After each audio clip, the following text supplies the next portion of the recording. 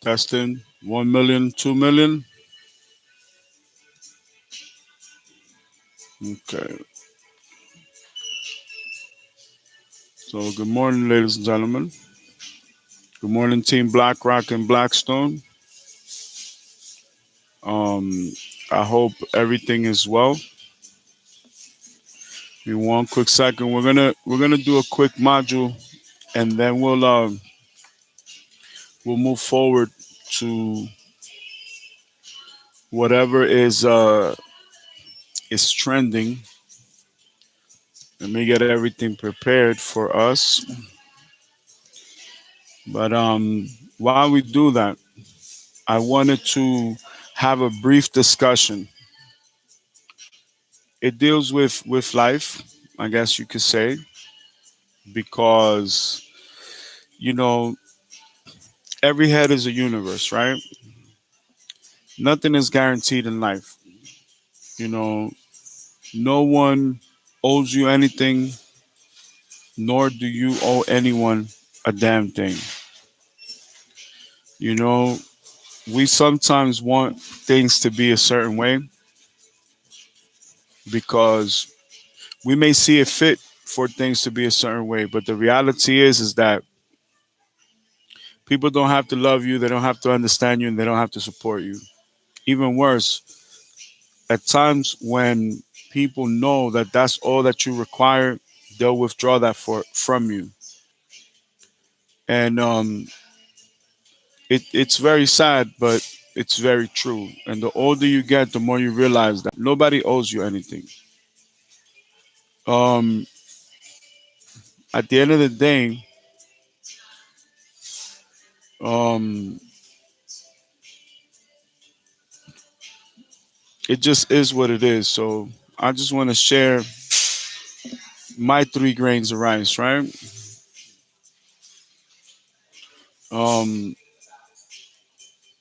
Give me one quick second. Let me send this to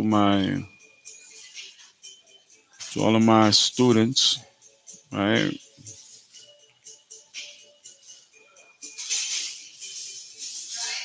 So this will give you like some background, right?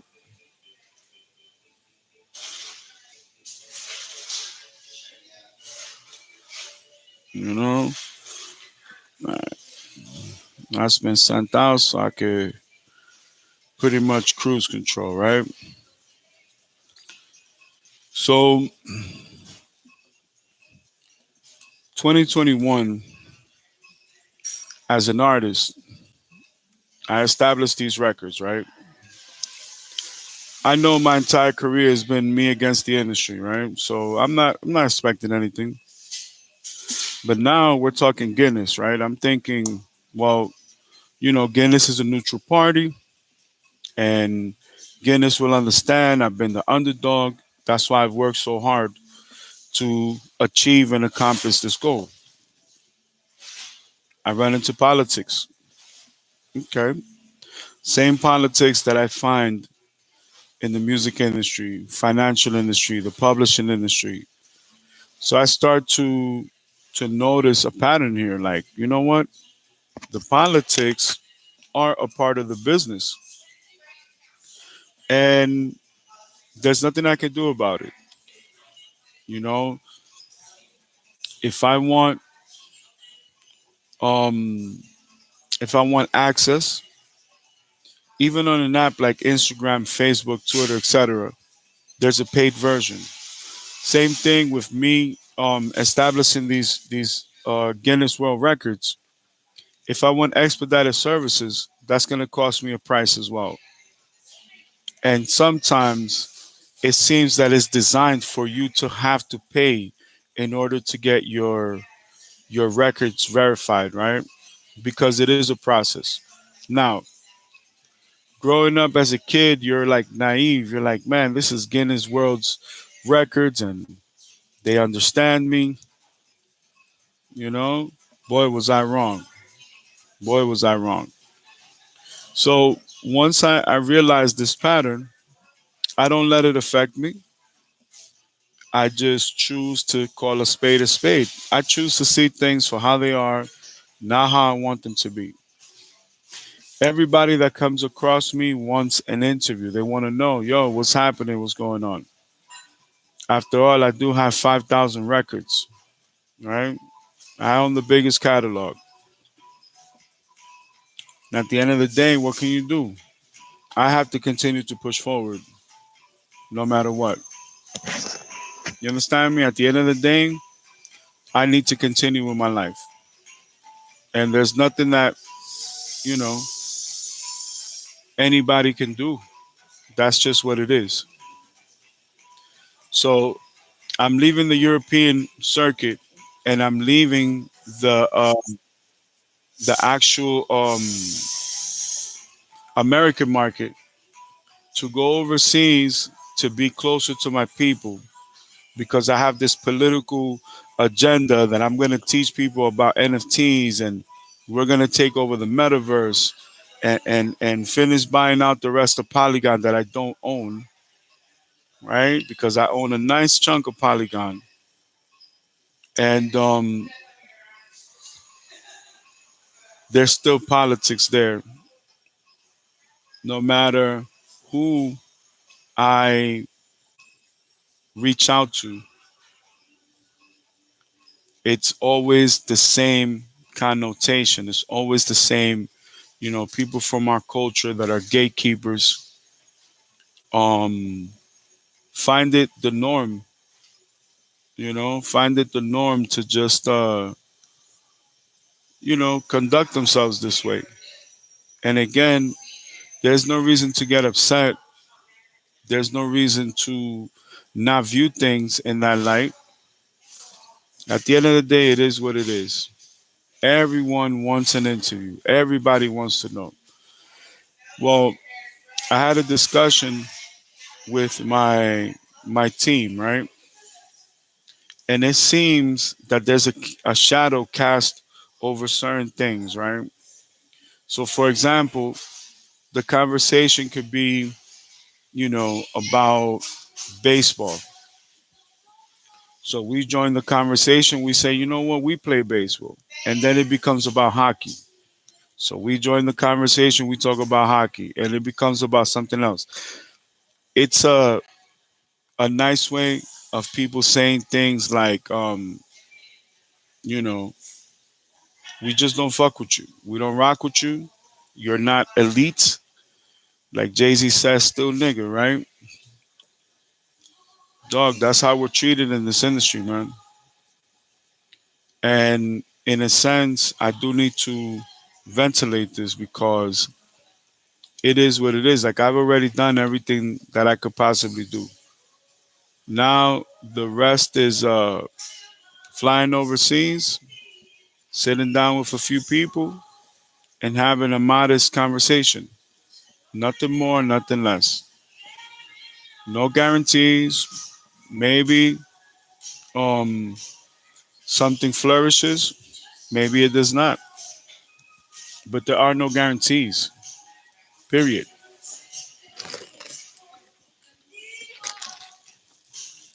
At first, it's a little frustrating. You get upset. Then you move past that. You just become numb to it. Like for me now, it's just some funny shit that I could just talk about it. You know what I mean? It's just like nothing is guaranteed. So I don't have a choice. Um, I don't have a choice but to ventilate. Hopefully, someone can relate to it, and that's about it. That's all you could hope for. That's all that you could pray for. Hopefully it works out. If it doesn't, life goes on. Even when it comes to ownership and being independent, I have enough music to retire. I have enough music to tour the world for the rest of my life and not have to worry about anything. And you know what? That's what I may do. I got a few $1 million lined up for this tour. That's all the money I need to do what I need to do. I don't need nothing else from the industry. I don't need a deal. I don't need to work nothing out. Nobody cares. Even culturally, that somebody just signed a $70 million deal overseas in my country. And I'm like, listen, I got like a 400, $500 million deal. You know what I'm saying? So at the end of the day, it is what it is. And the more I've discussed it, the less I want to talk about it. Even though it is the aim of what we're trying to do, which is to secure a deal, some type of deal. It's like if people don't see it on television, it's not reality. People literally wait till you get signed by the Yankees to acknowledge what you do.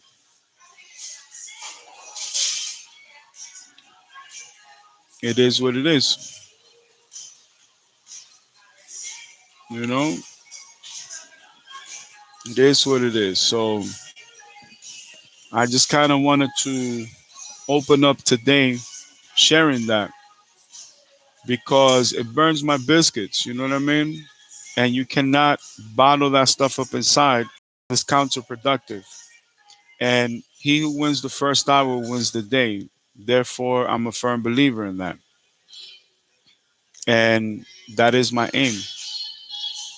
You know, that is my aim. That is my purpose. You know,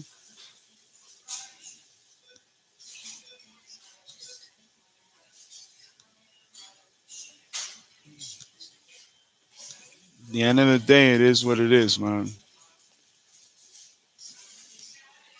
There's a time to be serious. There's a time to laugh and play and conduct business. You know, and I'm just getting started on my first cup of coffee of the day.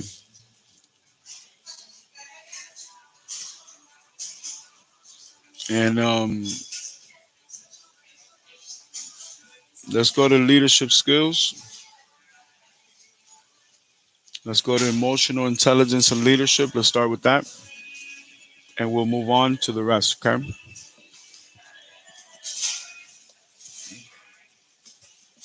So I wonder what you guys feel and how you guys deal with challenges in this way.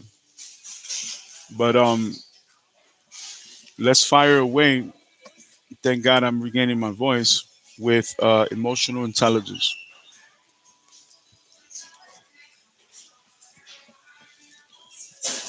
This particular onset, I have to have emotional intelligence when dealing with these things. So here we go. Emotional intelligence and leadership. Learning how to be more aware. Does your emotional intelligence lift your team to new heights? When you think of a perfect leader, what comes to mind? You might picture someone who never lets his temper get out of control, no matter what problems he's facing. Or you might think of someone who has the complete trust of his or her staff, listens to his or her team, is easy to talk to, and always makes careful, informed decisions. These are qualities of someone with a high degree of emotional intelligence. In this article, we'll look at why emotional intelligence is so important for leaders and how you, as a leader, can improve yours. What is emotional intelligence? Emotional intelligence, or EI, is the ability to understand and manage your own emotions and those of the people around you. People with a high degree of emotional intelligence know what they're feeling, what their emotions mean, and how those or these emotions can affect other people. For leaders, having emotional intelligence is essential for success. After all, who is more likely to succeed? A leader who shouts at his team when he's under stress, or a leader who stays in control and calmly assesses the situation? According to Daniel Goleman, an American psychologist who helped to popularize emotional intelligence, there are five key elements to it. Number one, self awareness. Number two, self regulation. Number three, motivation. Number four, empathy. Number five, social skills. The more that you, as a leader, manage each of these areas, the higher your emotional intelligence. So let's look at each element in more detail and examine how you can grow as a leader. Emotional intelligence and leadership. Number one, self awareness. If you're self aware, you always know how you feel, and you know how your emotions and your actions can affect the people around you. Being self aware when you're in a leadership position also means having a clear picture of your strengths and weaknesses, and it means having or behaving with humility. So, what can you do to improve your self awareness? Number one, keep a journal. Journals help you improve your self awareness. If you spend just a few minutes each day writing down your thoughts, this can move you to a higher degree of self awareness. Number two, slow down. When you experience anger or other strong emotions, slow down to examine why. Remember, no matter what the situation, you can always choose how you react to it. Our article on managing your emotions at work will help you understand what your emotions are telling you. Number two, self regulation. Leaders who regulate themselves effectively rarely verbally attack others, make rushed or emotional decisions, stereotype people, or compromise their values. Self regulation is all about staying in control. This element of emotional intelligence, according to Goldman, also covers a leader's flexibility and commitment to personal accountability. So, how can you improve your ability to self regulate? Number one, know your values. Do you have a clear idea of where you absolutely will not compromise?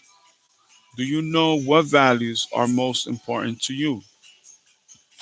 Spend some time examining your code of ethics if you know what's most important to you. Then you probably won't have to think twice when you face a moral or ethical decision. You'll make the right choice. Number two, hold yourself accountable. If you tend to blame others when something goes wrong, stop. Make a commitment to admit to your mistakes and to face the consequences, whatever they are. You'll probably sleep better at night and you'll quickly earn the respect of those around you. Number three, practice being calm. The next time you're in a challenging situation, be very aware of how you act. Do you relieve your stress by shouting at someone else? Practice deep breathing exercises to calm yourself. Also, try to write down all of the negative things you want to say and then rip it up and throw it away. Expressing these emotions on paper and not showing them to anyone is better than speaking them aloud to your team. What's more, this helps you challenge your reactions to ensure that they're fair. Number three, motivation. Self motivated leaders work consistently towards their goals and they have extremely high standards for the quality of their work. How can you improve your motivation? Number one, re examine why you're doing your job. It's easy to forget what you really love about your career. So take time to remember why you wanted this job. If you're unhappy in your role and you're struggling to remember why you wanted it, try the five whys technique to find the root of the problem. Starting at the root often helps you look at your situation in a new way and make sure that your goal statements are fresh and energizing. For more on this, see our article on goal setting. Number two, know where you stand. Determine how motivated you are to lead. Our leadership motivation assessment can help you see clearly how motivated you are in your leadership role. If you need to increase your motivation to lead, it directs you to resources that can help. Number three, be hopeful and find something good. Motivated leaders are usually optimistic.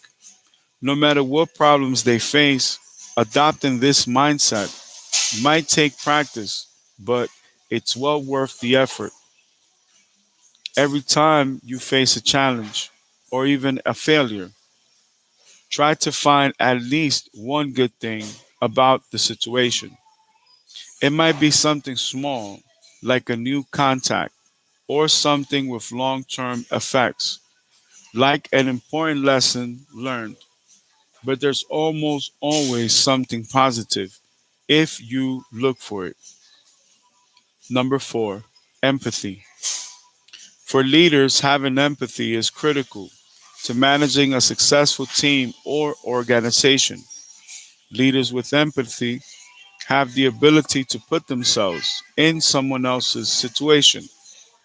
They help develop the people on their team, challenge others who are acting unfairly, give constructive feedback, and listen to those who need it. If you want to earn the respect and loyalty of your team, then show them you care by being empathetic. How can you improve your empathy? Number one, put yourself in someone else's position. It's easy to support your own point of view. After all, it's yours. But take the time to look at situations from other people's perspectives. See our article on perceptual positions for a useful technique for doing this. Number two, pay attention to body language. Perhaps when you listen to someone, you cross your arms, move your feet back and forth, or bite your lip. This body language tells others how you really feel about a situation, and the message you're given isn't positive. Learning to read body language can be a real asset in a leadership role because you'll be better able to determine how someone truly feels. This gives you the opportunity to respond appropriately. Number three, respond to feelings. You ask your assistant to work late again, and although he agrees, you can hear the disappointment in his voice. So respond by addressing his feelings. Tell him you appreciate how willing he is to work extra hours and that you're just as frustrated about working late. If possible, figure out a way for future late nights to be less of an issue. For example, give him Monday mornings off. Number five, leaders who do well in the social skills element of emotional intelligence are great communicators. They're just as open to hearing bad news as good news, and they're expert at getting their team to support them and be excited about a new mission or project. Leaders who have a good social skills are also good at managing change and resolving conflicts diplomatically. They're rarely satisfied with leaving things as they are, but they don't sit back and make everyone else do the work. They set an example with their own behavior. So, how can you build social skills? Number one, learn conflict resolution.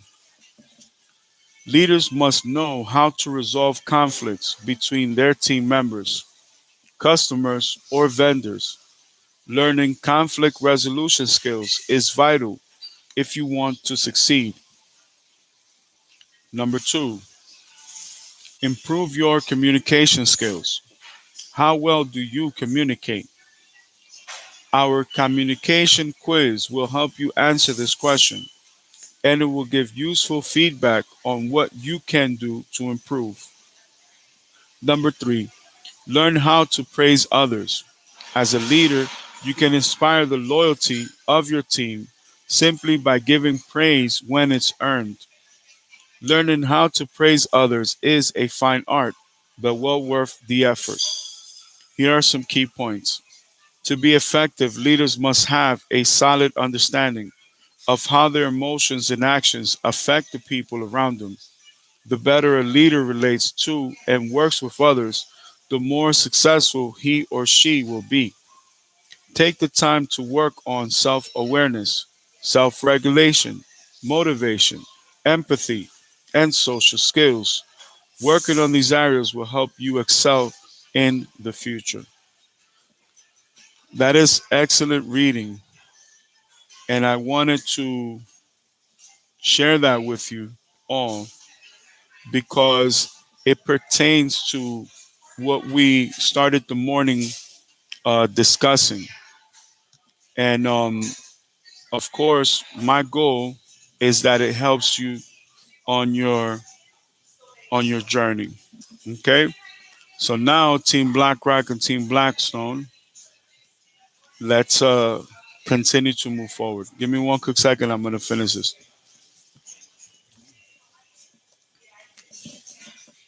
It's a little stronger than normally. It's okay. Okay. Please log on to cnbc.com. Real estate. Country Garden says it may not be able to repay debt. Warns of uncertainty around liquidity position by Lim Hujie, Sherenasi Sanyal. And here we go. Chinese real estate developer Country Garden Holdings said it expects it will not be able to make all of its offshore repayments, including those issued in US dollar notes. The company filed when it failed to make a debt repayment of 470 million Hong Kong dollars or $60 million dollars as of Tuesday. Country Garden warned that this could also lead to creditors demanding faster repayments of debt or pursuing enforcement action. Shares of the company fell 1.19%, compared with broader Hang Seng index, which rose about 2%. In early September, the company narrowly avoided default after it managed to pay $22.5 million dollars in bond coupon payments, and its creditors voted to extend repayment on six onshore bonds by 3 years. Country Garden also recorded contracted sales of 6.17 billion yuan or $846 million dollars for September, the sixth straight month of decline and a decrease of 80% point 0.7 from a year ago. Looking ahead, the company expects uncertainty in its liquidity position and asset sales in the short and medium term amid a lack of material industry wide improvement in property sales. Chinese property giants such as Evergrande and Country Garden have been plagued by debt problems, hurting consumer confidence in the sector. It is getting real out there. Moving on to Samsung and technology. Samsung SK Hynix get indefinite waivers to ship US chip equipment to their China factories. Sheila Xiang. South Korean chip giants Samsung and SK Hynix will be allowed to ship US semiconductor manufacturing equipment to their China factories indefinitely without separate US approvals. South Korea's Yonhap news agency reported on Monday. The United States government has already notified the two companies of its decision, which takes effect immediately. Choi Sang-mok, Seoul's senior president, secretary for economic affairs, told reporters on Monday. Previously, Samsung Electronics and SK Hynix obtained one-year waivers from the United States to continue importing advanced tools for their China plants. The waivers would have expired this month. The U.S. government's decision means that the most significant trade issue of our semiconductor companies has been resolved, said Choi. The latest development quells concerns Samsung and SK Hynix have about their chip production in China, which partly relies on United States equipment. China is a key manufacturing hub, accounting for 40% of Samsung's total flagship memory chips NAND production capability, according to Fitch report. It also accounts for 40 to 50% of SK Hynix dynamic random access memory DRAM chips and 20% of its NAND capacity. Samsung Electronics and SK Hynix are the world's largest and second largest DRAM memory chip makers, according to data from market research firm TrendForce, with US based Micron trailing in third place. Last October, the United States implemented sweeping rules aimed at limiting China's ability to obtain or manufacture high tech semiconductor chips. Washington is concerned that China would use such high tech chips to advance its military capabilities. Beijing responded by pouring billions of dollars into its domestic semiconductor industry, which is making some progress toward more advanced chips. For example, Huawei quietly launched a new 5G enabled smartphone last month despite existing United States sanctions. The 5G processor found in the phone was surprisingly produced by domestic firm Semiconductor Manufacturer or Manufacturing International Corporation or MIC.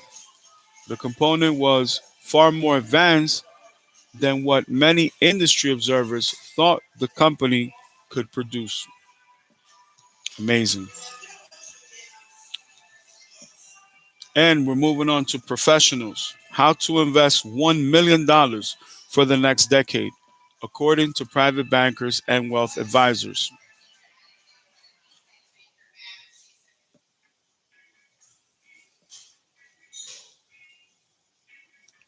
Let's move on to WindowsCentral.com.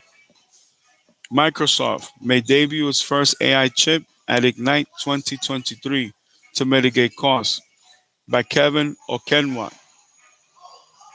Microsoft might unveil its first tailor made AI chip at Ignite in November. Okay. We're edging closer to yet another Microsoft Developer Conference, Ignite 2023. The in person event will take place in Seattle from November 14th through November the 17th. It's already sold out. However, you can still catch the keynotes online from November 15th to November 16th as registration is still open. Microsoft has already provided the complete rundown of the sessions that will take place during the event, including a dedicated interactive session highlighting its latest AI innovation and more. Since Microsoft extended its partnership with OpenAI by making a multi billion-dollar investment, the company has been fully focused on AI technology and its advances.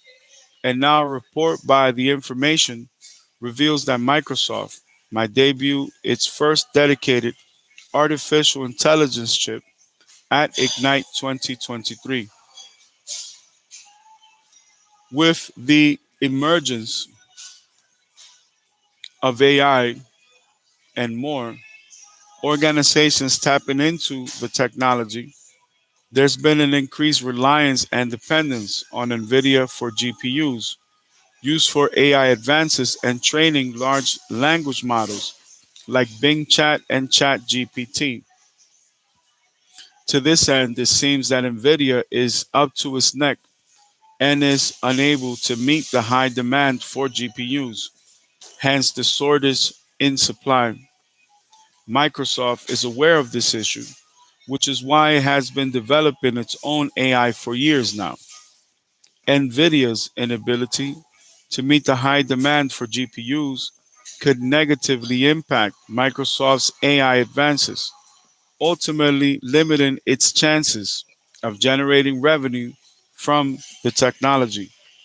The information further highlighted that Microsoft will continue to purchase NVIDIA GPUs and that the company's AI chip will be used in its data centers and servers and power AI capabilities across its productivity apps. Microsoft, using its own AI chip, could potentially make its advances in the technology more profitable while simultaneously allowing it to compete on an even playing field with companies like Amazon and Google, which use their own AI chips.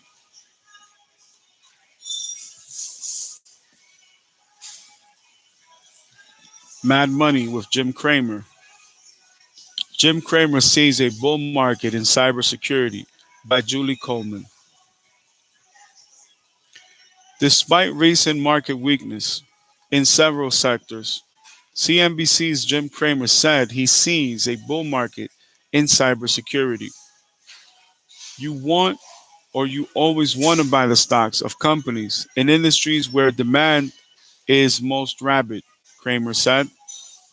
The litany of hacks has made it clear that you either pay a king's ransom to the bad guys or you see your earnings slaughtered.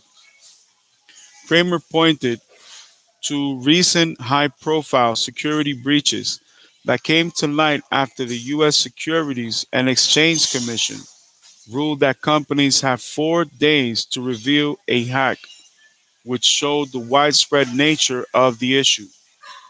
MGM, Caesars, Johnson Controls, and Clorox have faced recent hacks. Clorox took a huge earnings hit due to processing delays and product outages, Kramer noted. To Kramer, cybersecurity companies such as Palo Alto Networks, CrowdStrike, Okta, Zscaler may be very valuable, with businesses willing to pay high prices to protect against hackers. It is real. Live update. Stock futures are slightly higher as treasury yields drop with live updates. US stock futures were slightly higher on Tuesday, boosted by a drop in treasury yields as Wall Street assessed the impact and risk of a protracted conflict from the Israel Hamas war. Dow Jones Industrial Average futures gained 0.2% along with the S&P 500 futures. Nasdaq 100 futures added 0.2% as well. The benchmark 10-year treasury yield was down 12 basis points at 4.659% as investors turned to the traditional safe haven amid the conflict. The decline in yields gave stock futures a lift as Wall Street had been concerned over the recent quick rise in interest rates. Hamas' attack against Israel marks the deadliest offensive in 50 years. At least 900 people in Israel have been killed thus far in what Hamas is calling Operation Al Aqsa Flood, with more than 687 people in Gaza. and the West Bank dead in retaliatory Israeli attacks across the Gaza Strip, according to the latest figures. Hamas is designated or a designated terrorist group backed by Iran that has governed the Gaza Strip since 2007. Of course, it's going to send some jitters to the markets, but what we have seen over time is that typically the impact in the longer run from geopolitical events tends to be somewhat contained. Mira Pandit, global market strategist at JP Morgan Asset Management, said on CNBC's Closing Bell on Monday. In the wake of the attacks, investors have also raised concerns of how tougher sanctions on Iran could affect global oil supply. Crude prices rallied Monday, but were little changed Tuesday. Tightened sanctions on Iran and subsequent disruptions to Iran's oil supply will have more of an impact on oil markets, said BMO Capital Markets Chief Investment Officer Young Yu Ma.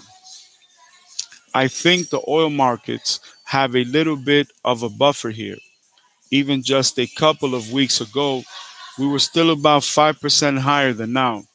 But there's a risk out there of the developments in a situation like this that are very difficult to predict, Ma said.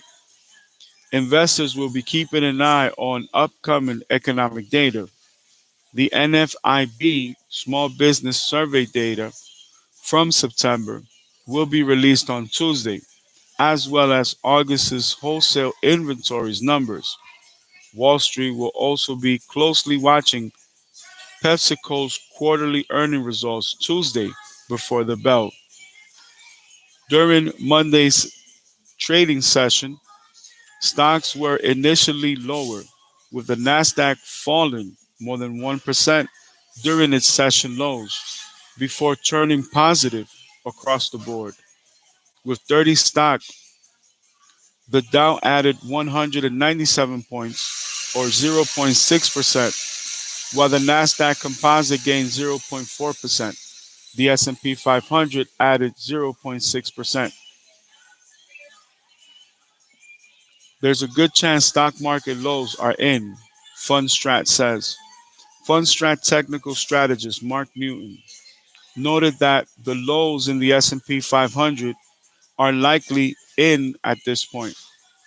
US equity markets look to the bottoming in the historic bear market killer month of October, following oversold conditions during a time of seasonal tailwinds and bearish sentiment. Newton wrote overnight, the effect of the attack on Israel resulting in yields rolling over looks important, and equities are responding to this more than the perceived Israeli retaliation. While some might see this as jumping the gun, I do feel there's a good likelihood that equity markets lows could be in place after the constructive bounce in recent days, he added. European stocks opened higher. European stocks were sharply higher Tuesday morning, mirroring strong global gains, with the benchmark stock 600 index up 1.2% at 9:13 a.m. London time. All sectors were in the green, and some of the top climbers are those that suffered on Monday, including travel and leisure.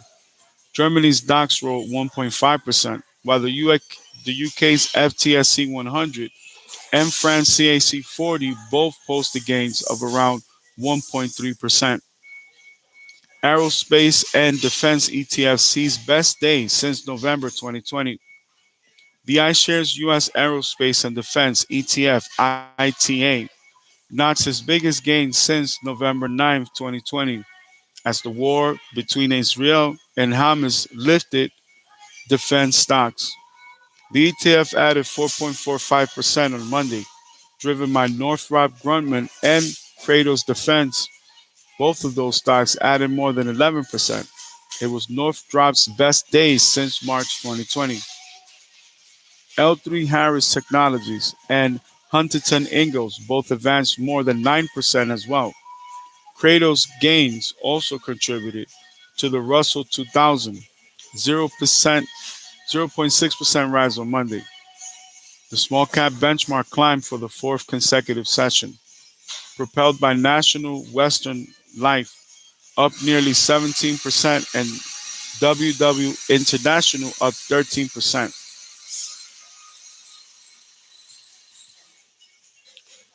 Israel Hamas war not likely to trigger a new bear market, says strategists.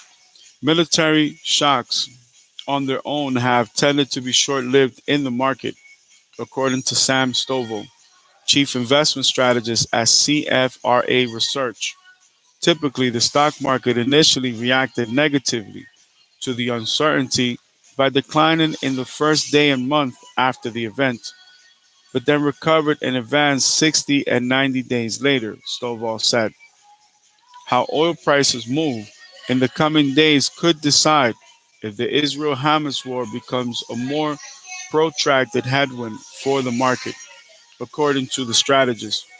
Even though oil prices spiked by 4.3% on the first trading day after the attack, the US dollar weakened and share prices rose, implying that traders think this military shock will also likely not trigger a new bear market, Stovall added.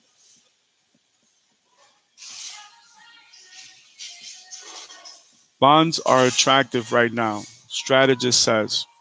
It's time to buy bonds as U.S. Treasury yields hit multi-year highs, according to Emily Rowland, co-chief investment strategist at John Hancock Investment Management. I've been doing this job for about a decade now. This is actually the first time that we've been overweight in bonds in portfolios. It takes a lot for us to love bonds, Rowland says Monday on CNBC's Closing Bell. The 10-year Treasury yield last week reached its highest level since 2007. However, Rowland expects investors should secure higher yields as the Federal Reserve nears the end of its rate hiking campaign. We all know that equities are a much more powerful compounder of wealth over time, so we'll probably go back to an overweight to stocks once we see this downshift in bond yields playing out, which is certainly expected as economic contraction unfolds. I agree. Let's rock and roll. Breakability test pits iPhone 15 Pro Max against Galaxy Z Fold 5, Pixel Fold, and more. Please log on to macrumors.com.